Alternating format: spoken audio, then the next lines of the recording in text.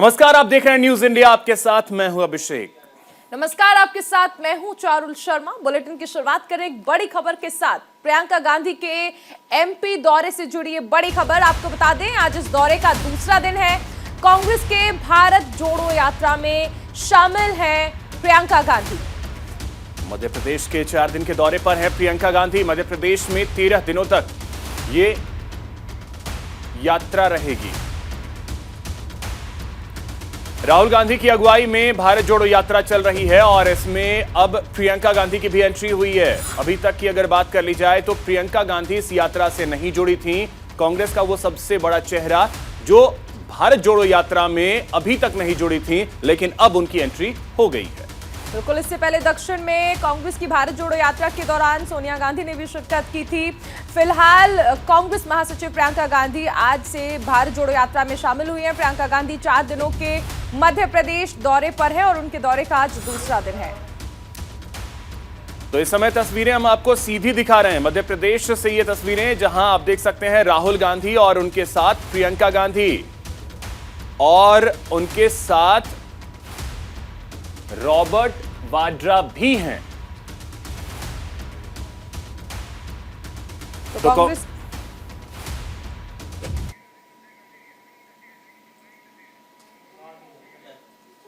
तो ये सीधी तस्वीरें इस समय हम आपको दिखा रहे हैं मध्य प्रदेश से। तो प्रियंका गांधी की एंट्री हो गई है भारत जोड़ो यात्रा में। अभी तक भारत जोड़ो यात्रा में सोनिया गांधी शामिल हो चुकी हैं। अशोक गहलोत, भूपेश बघेल सरीखे कांग्रेस के दिग्गज नेता इस यात्रा में शामिल हुए थे। इंतजार इसी बात का था कि प्रियंका गांधी कब इस यात्रा से जुड़ेंगी। तो आज प्रियंका गांधी इस यात्रा से जुड़ गई हैं। हालांकि जिस दौरान दक्षिण में कांग्रेस की भारत जोड़ो यात्रा चल रही थी, चर्चाएं उस दौरान भी आईं, लेकिन उस दौरान प्रियंका गांधी नहीं पहुंच पाई थी। लेकिन अब मध्य प्रदेश में जब कांग्रेस की भारत जोड़ो यात्रा पहुंची है तो ऐसे में भारत जोड़ो यात्रा में शामिल हुई हैं प्रियंका गांधी, और क्योंकि राहुल गांधी खुद इसकी अध्यक्षता कर रहे हैं।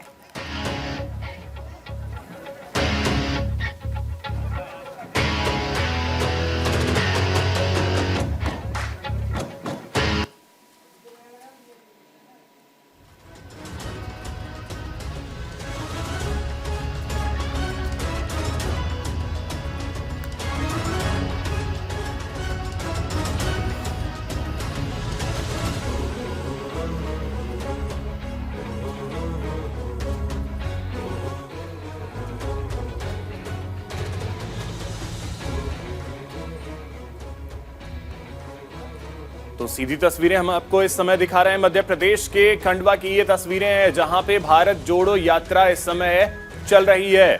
तो कांग्रेस की ये भारत जोड़ो यात्रा मध्य प्रदेश में 13 दिनों तक रहने वाली है। इस समय खंडवा में है ये यात्रा, जिसमें प्रियंका गांधी भी शामिल हैं, रॉबर्ट वाड्रा भी इस यात्रा में शामिल हैं। राहुल गांधी की अगुवाई में भारत जोड़ो यात्रा कांग्रेस की ये चल रही है।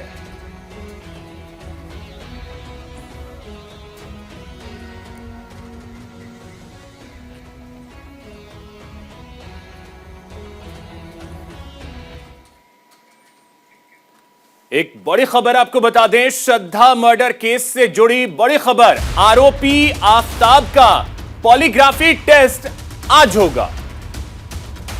दिल्ली में रोहिणी के एफएसएल में होगी ये जांच। सेहत खराब होने से बुधवार को टेस्ट नहीं हुआ था। पुलिस की सारी जांच पॉलीग्राफी टेस्ट पर अटकी हुई है। तो श्रद्धा मर्डर केस में सबूतों की तलाश लगातार पुलिस कर रही है और आपको बता दें कि जांच आगे बढ़ेगी पॉलीग्राफी टेस्ट के नतीजों के हिसाब से, क्योंकि अभी तक पुख्ता सबूत की तलाश में जुटी है पुलिस और अभी तक कोई पुख्ता सबूत पुलिस के हाथ नहीं लगे हैं। पुलिस ये मानकर चल रही है कि जो सवाल तैयार किए गए हैं आफताब के लिए, उन सवालों के जवाब जब मिलेंगे उसी के जरिए ये जांच आगे बढ़ेगी। संभव है कि सबूत भी पुलिस के हाथ लगे। बिल्कुल, फिलहाल देखिए सेहत खराब होने की बात कही गई आफताब की, जिस वजह से पॉलीग्राफी टेस्ट नहीं हुआ है। और कानूनी प्रक्रिया के हिसाब से जिस व्यक्ति का पॉलीग्राफी टेस्ट होना है उसका मेडिकली फिट होना बहुत ज्यादा जरूरी है। और ऐसे में बुधवार को तबीयत खराब नहीं थी और इसमें ये कयास लगाए जा रहे हैं कि आज पॉलीग्राफी टेस्ट आफताब का होगा, क्योंकि दिल्ली पुलिस की ओर से नार्को टेस्ट की डिमांड की गई थी। लेकिन उससे पहले अब ये कहा गया कि दिल्ली पुलिस इस मामले में पॉलीग्राफी टेस्ट करना चाहती है। तो फिलहाल आज कहा जा रहा है कि पॉलीग्राफी टेस्ट हो सकता है आफताब का, यदि सेहत सही रहती है तो।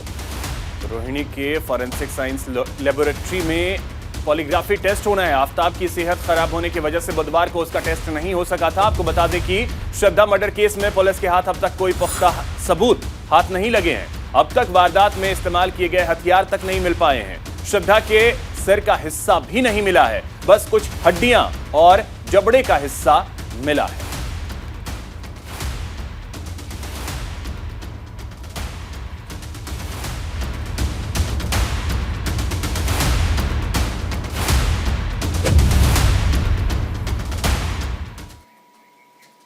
चलिए एक और बड़ी खबर आपको बता दें, जेल में खाने के मामले में सत्येंद्र जैन को राहत मिली है। तिहाड़ जेल को राउज एवेन्यू कोर्ट ने निर्देश जारी किया है। उपवास के नियमों से खाना देने का निर्देश दिया गया है। धार्मिक उपवास में खाने को लेकर यह याचिका दाखिल की गई थी। तो आपको बता दें कि मामले में आज भी राउज एवेन्यू कोर्ट सुनवाई करेगी। सत्येंद्र के पिछले 6 माह के खाने का ब्यौरा मांगा गया है। दिल्ली की राउज एवेन्यू कोर्ट ने आप नेता सत्येंद्र जैन को जेल में खाने के मामले में बड़ी राहत दी है। कोर्ट ने तिहाड़ जेल प्रशासन को निर्देश दिया है कि वो सत्येंद्र जैन को धार्मिक उपवास के दौरान नियमों के मुताबिक खाना उपलब्ध करवाए। इसके साथ ही विशेष न्यायाधीश विकास ढुल्की कोर्ट ने जेल अधिकारियों को सत्येंद्र जैन के पिछले 6 महीने के दौरान दिए गए भोजन का ब्यौरा कोर्ट में पेश करने के लिए कहा है। मामले में कोर्ट आज दोपहर 2 बजे फिर से सुनवाई करेगा। बता दें कि मनी लॉन्ड्रिंग के आरोप में तिहाड़ जेल में बंद आम आदमी पार्टी के नेता सत्येंद्र जैन ने कोर्ट में अर्जी देकर जेल प्रशासन पर यह आरोप लगाया था कि धार्मिक उपवास के दौरान उन्हें कानून के मुताबिक खाना देना बंद कर दिया गया है। जैन की याचिका में कोर्ट से आग्रह किया गया है कि जेल में उनके धार्मिक विश्वासों के मुताबिक फल, सूखा मेवा और ऐसे खाद्य पदार्थ उपलब्ध कराए जाएं, जिसे कोर्ट ने फिलहाल मान लिया है।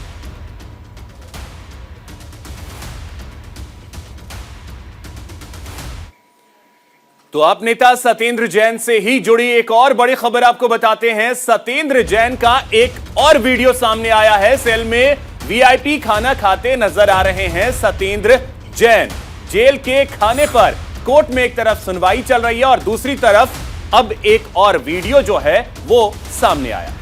बीजेपी ने जेल को बताया है सत्येंद्र का हॉलिडे रिजॉर्ट। मनी लॉन्ड्रिंग मामले में दरअसल तिहाड़ जेल में बंद है आम आदमी पार्टी के नेता सत्येंद्र जैन, और ऐसे में उनका एक और वीडियो सामने आया है। मसाज वाले वीडियो के बाद अब सत्येंद्र जैन का जेल में होटल जैसा खाना खाते हुए एक सीसीटीवी फुटेज सामने आया है।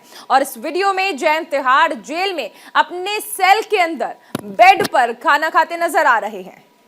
अब देखिए, सोशल मीडिया पर यह वीडियो वायरल हो रहा है। आपको बता दें कि खाने की वैरायटी अलग अलग हैं, ये भी नजर आ रहा है। आपको बता दें कि सत्येंद्र जैन का यह वीडियो ऐसे वक्त में सामने आया है जब उनके भोजन का मामला कोर्ट तक पहुंचा हुआ है। कोर्ट में सत्येंद्र जैन ने दावा किया कि उन्होंने तिहाड़ जेल में उचित खाना उन्हें नहीं मिल पा रहा है और ना ही उनका उचित मेडिकल चेकअप किया जाता है। इस वीडियो के सामने आने के बाद बीजेपी ने कई आरोप लगाए हैं। सत्येंद्र जैन के लिए जेल हॉलिडे रिजॉर्ट बन गया है। इधर तिहाड़ जेल प्रशासन भी सवालों के घेरे में है। बिल्कुल, तो एक के बाद एक वीडियो आ रहे हैं सत्येंद्र जैन के, जिसके बाद आम आदमी पार्टी पर लगातार बीजेपी हमलावर है। चलिए एक बड़ी खबर आपको बता दें, प्रधानमंत्री नरेंद्र मोदी के गुजरात दौरे का आज दूसरा दिन है। आज 2 जनसभाओं को संबोधित करेंगे प्रधानमंत्री नरेंद्र मोदी। 11 बजे पालनपुर और 1 बजे दहेगाम में चुनावी सभा करेंगे प्रधानमंत्री नरेंद्र मोदी। इसके अलावा आपको बता दें, माटर और बावला के कार्यक्रम में भी शामिल होंगे पीएम नरेंद्र मोदी। गुजरात विधानसभा चुनाव के लिए प्रधानमंत्री नरेंद्र मोदी का धुआंधार चुनाव प्रचार जारी है। पीएम मोदी के गुजरात दौरे का आज दूसरा दिन है। पीएम आज 2 चुनावी जनसभाओं को संबोधित करने वाले हैं। ये सभाएं सुबह 11 बजे पालनपुर में और दोपहर 1 बजे दहेगाम में होने वाली है। इसके अलावा वो 2 कार्यक्रम में भी हिस्सा लेंगे। ये कार्यक्रम दोपहर 2:30 बजे माटर और 4 बजे बावला में आयोजित होंगे। बता दें कि प्रधानमंत्री नरेंद्र मोदी गुजरात में मिशन रिपीट के लिए लगातार विधानसभा चुनाव में अपनी पार्टी बीजेपी के लिए प्रचार कर रहे हैं और इससे पहले भी वो 3 दिन का गुजरात दौरा कर चुके हैं।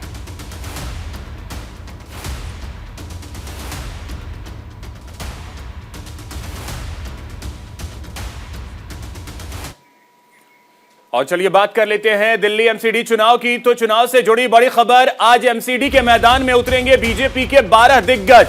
अनुराग ठाकुर, कैलाश विजयवर्गीय समेत कई दिग्गज नेता आज इस कैंपेन में शामिल होने वाले हैं। दिल्ली के हर वार्ड में बीजेपी नुक्कड़ सभा करने वाली है। दिल्ली में एमसीडी चुनाव को लेकर राजनीतिक सरगर्मियां तेज हो गई हैं। सभी दल एक दूसरे को घेरने का कोई मौका नहीं जाने दे रहे हैं। जनता को अपने पाले में लाने के लिए हर कोशिशें लगातार जारी है और इसी क्रम में बीजेपी आज अपने 12 दिग्गजों को एमसीडी के चुनावी मैदान में उतार रही है। अब इनमें कौन कौन है वो भी आपको बता रहे हैं। तो इनमें केंद्रीय मंत्री अनुराग ठाकुर का नाम शामिल है, जो आज एमसीडी के लिए प्रचार करते नजर आएंगे। चुनाव के लिए बीजेपी के पक्ष में वोटरों से वोट की अपील करेंगे। इसके अलावा बीजेपी के राष्ट्रीय महामंत्री हैं कैलाश विजयवर्गीय, दिल्ली के कई इलाकों में आज चुनावी जनसभा करने वाले हैं, जिसमें वसंत कुंज, पालम, मधु विहार, सोनिया विहार और मौजपुर समेत कई जगह नुक्कड़ सभा का भी आयोजन किया जाएगा। वहीं बीजेपी के राष्ट्रीय महामंत्री कैलाश विजयवर्गीय रिठाला और बुराड़ी में जनसभा करने वाले हैं। तो एमसीडी चुनाव में बीजेपी के तमाम दिग्गज जो हैं वो उतरे हुए हैं और इसी क्रम में अब बीजेपी भी नुक्कड़ सभाएं करने वाली है। अब से पहले आम आदमी पार्टी ने भी कहा था कि वो नुक्कड़ सभाएं करेंगे और कल इसके दूसरे चरण की शुरुआत हुई थी, जिस क्रम में वो 1000 नुक्कड़ सभाएं करने वाले हैं। तो अब देखिए तमाम कोशिशें जो है वो चल रही हैं। हर पार्टी जोर आजमाइश कर रही है कि एमसीडी में वो पहुंच पाए। हालांकि आम आदमी पार्टी और बीजेपी लगातार एक दूसरे पर हमलावर है। कांग्रेस जरा नदारद नजर आ रही है, लेकिन इस प्रचार ने चुनावी सरगर्मियां बढ़ा दी हैं और आज एमसीडी के मैदान में बीजेपी के 12 दिग्गज उतरने वाले हैं।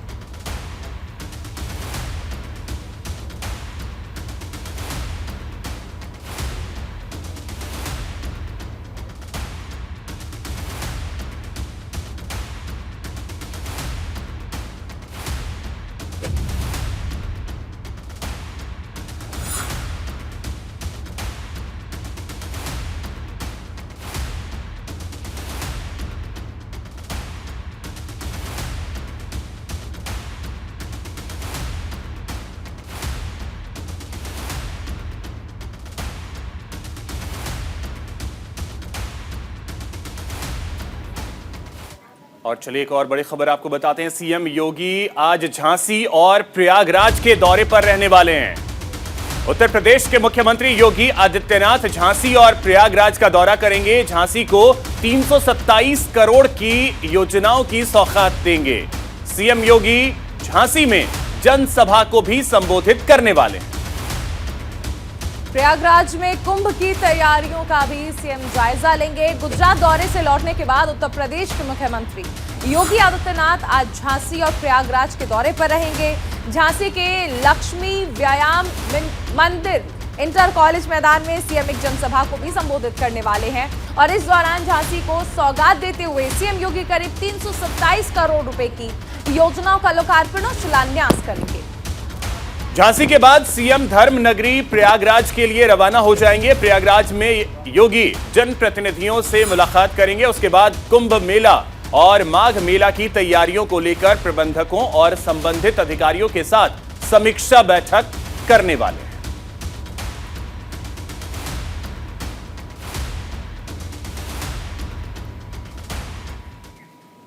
और अब बात करते हैं जयपुर की। जयपुर के मुरलीपुरा इलाके में दिन दहाड़े एक युवती पर फायरिंग के मामले का खुलासा पुलिस ने कर दिया है। युवती पर उसके जेठ अब्दुल अजीज ने फायरिंग करवाई थी। अजीज ने अपने दो साथी कलीम और आबिद को वारदात में शामिल किया था। पुलिस ने तीनों आरोपियों को गिरफ्तार कर लिया है, उनसे पूछताछ की जा रही है। वहीं वारदात में प्रयुक्त पिस्टल और स्कूटी को भी पुलिस ने बरामद कर लिया है। दरअसल पूरा मामला आरोपी अब्दुल अजीज के छोटे भाई लतीफ के इंटरकास्ट में दूसरी शादी करने को लेकर है। अजीज लतीफ के इस शादी से बेहद खफा था, इसीलिए उसने लतीफ की पत्नी पर फायरिंग करवाई।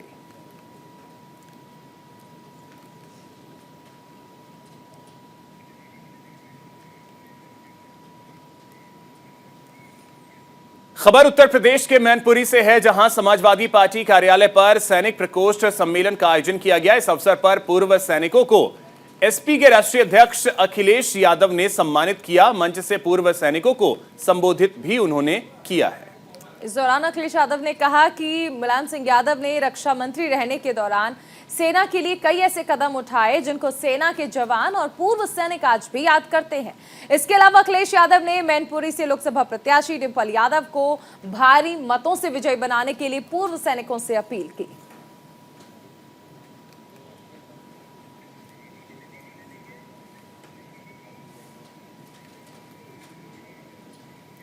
यूपी के पूर्व कैबिनेट मंत्री और समाजवादी पार्टी के नेता स्वामी प्रसाद मौर्य कासगंज में शादी समारोह में शामिल हुए। इस दौरान हमारे सहयोगी ने उनसे मैनपुरी लोकसभा उपचुनाव को लेकर खास बातचीत की। मेरे साथ बात करने के लिए मौजूद है उत्तर प्रदेश सरकार के पूर्व कैबिनेट मंत्री व सपा नेता स्वामी प्रसाद मौर्य जी। स्वामी प्रसाद मौर्य जी, आपका बहुत बहुत स्वागत है न्यूज इंडिया पर। बहुत बहुत धन्यवाद। ये मैनपुरी में जो उपचुनाव हो रहा है, ये जो शिवपाल सिंह और ये इनके भाई राम गोपाल और ये मतलब अखिलेश, तीनों एक मंच पर आ गए हैं, तो इससे पार्टी को क्या फायदा पहुंचेगा? देखिए, मैनपुरी लोकसभा नेताजी मुलायम सिंह यादव की कर्म भूमि रही है। एक बार नहीं, जब जब मुलायम सिंह जी वहां पर लड़े हैं, वहां की जनता ने उनको बहुत वोटों के अंतराल से जिताया भी है। अगर नेताजी स्वयं नहीं लड़े तो जिसके भी सिर पर उन्होंने हाथ रखा वो वहां से सांसद बना। 5 बार स्वयं मुलायम सिंह यादव जी वहां से सांसद रहे और शेष मुलायम सिंह जी ने जिसको भी अपने स्थान पर उतारा वो भी जीता। इसलिए वो चुनाव हम ऐतिहासिक जीत दर्ज कराएंगे उस चुनाव में, क्योंकि आज जो मैनपुरी लोकसभा का उपचुनाव हो रहा है, ये नेताजी के आकस्मिक निधन के फलस्वरूप हो रहा है। ये चुनाव केवल डिंपल और समाजवादी पार्टी के सम्मान से नहीं जुड़ा, बल्कि नेताजी श्री मुलायम सिंह यादव जी के सम्मान से जुड़ा है। मैनपुरी में जो भी विकास हुआ है, चाक चौबंद, अच्छी अच्छी सड़कें, सीसी रोड, विद्युतीकरण, सैफई मेडिकल विश्वविद्यालय, डिग्री कॉलेज, पॉलिटेक्निक कॉलेज के साथ साथ सारे के सारे विकास नेताजी मुलायम सिंह यादव जी ने अपने मुख्यमंत्री काल में, या अगर कुछ शेष रह गया तो अखिलेश यादव जी ने अपने मुख्यमंत्री काल में कराया है। इसलिए मैनपुरी के जनता के सम्मान स्वाभिमान से जुड़ा ये चुनाव है। जो नेताजी मुलायम सिंह यादव ने मैनपुरी के लोगों के लिए किया है, हम समझते हैं डिंपल यादव जी को ऐतिहासिक जीत दिला करके नेताजी को सच्ची श्रद्धांजलि मैनपुरी की जनता इस लोकसभा उपचुनाव के माध्यम से देगी। जिसमें मेरे साथ उत्तर प्रदेश के पूर्व कैबिनेट मंत्री व सपा नेता स्वामी प्रसाद मौर्य, जिनका मैनपुरी के लोकसभा चुनाव साफ तौर पर कहना है कि वहां समाजवादी पार्टी जीत दर्ज करेगी और आगामी 2024 के लोकसभा चुनाव को लेकर भी पार्टी आगे चुनाव के बाद रणनीति तैयार करेगी। मैं कासगंज से न्यूज इंडिया के लिए जुम्मन करेगी। वहीं यूपी के रामपुर से खबर है, जहां एसपी के कद्दावर नेता आजम खान की मौजूदगी में बीजेपी के कई नेताओं ने समाजवादी पार्टी का दामन थामा। बीजेपी के पूर्व जिला पंचायत सदस्य, पूर्व जिला उपाध्यक्ष और चेयरमैन केंद्रीय उपभोक्ता सहकारी भंडार संतोख सिंह खेरा सहित कई नेताओं ने समाजवादी पार्टी का दामन थाम लिया। इस मौके पर आजम खान ने कहा कि हमारे समाज के कई लोग बीजेपी में शामिल हो रहे हैं, जिन्हें जमाना बड़ी हीन भावना से देख रहा है। उन्होंने कहा कि रामपुर में अन्याय का एक नया इतिहास रचा जा रहा है, जिस पर आने वाली सदियां खून के आंसू रोएंगी। जुल्म करने और जुल्म सहने वालों को इतिहास याद रखेगा।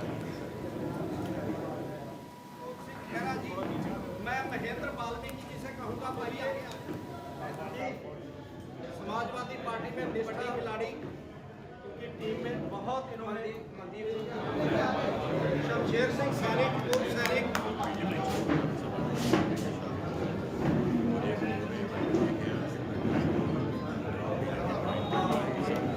के चुनाव आते हैं और चले जाते हैं, लेकिन रामपुर चुनावों के बारे में एक ऐसा इतिहास रच रहा है, एक ऐसे अन्याय का इतिहास जिस पर आने वाली सदियां खून के आंसू होंगी और उन लोगों पर यकीनन हैरत करेंगी जिनके अंदर बर्दाश्त की हद तक होगी।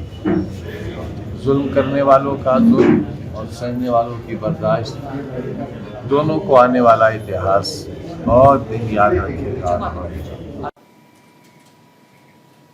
RJD supremo Lalu Prasad Yadav kidney transplant के लिए कल 25 नवंबर को सिंगापुर जा रहे हैं। डॉक्टर्स ने उन्हें 26 तारीख को देखने के लिए समय दिया है और इससे पहले लालू प्रसाद यादव जरूरी कार्य को निपटा रहे हैं। खबर है कि नाराज चल रहे आरजेडी के वरिष्ठ नेता जगदानंद सिंह और अब्दुल बारी सिद्दीकी ने दिल्ली में लालू से मुलाकात की है। आरजेडी के बिहार प्रदेश अध्यक्ष की नियुक्ति का मामला चर्चा में है। इस पर भी कोई फैसला आज है संभव कि हो जाए। जानकारी के मुताबिक दिसंबर के पहले सप्ताह में किडनी ट्रांसप्लांट के लिए लालू प्रसाद को कोई तारीख मिल सकती है। वहीं सिंगापुर जाने के बाद एक बार फिर से कई तरह की जांच से उन्हें गुजरना होगा और उसके बाद ही डॉक्टर्स तय करेंगे कि किस तारीख को ऑपरेशन किया जाएगा। बीजेपी बोलती है जंगल राज है। लालू जी बीजेपी चोट लग जाएगा। काहे बोल रही है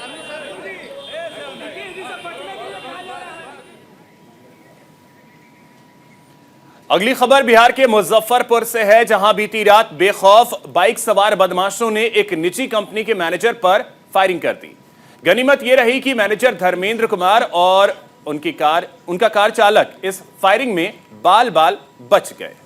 फिलहाल दोनों घायलों को निजी अस्पताल में भर्ती करा दिया गया है और दोनों की स्थिति अभी गंभीर बनी हुई है। घटना के कारणों का अभी तक खुलासा नहीं हो पाया है। पुलिस मामले की जांच में जुट गई है।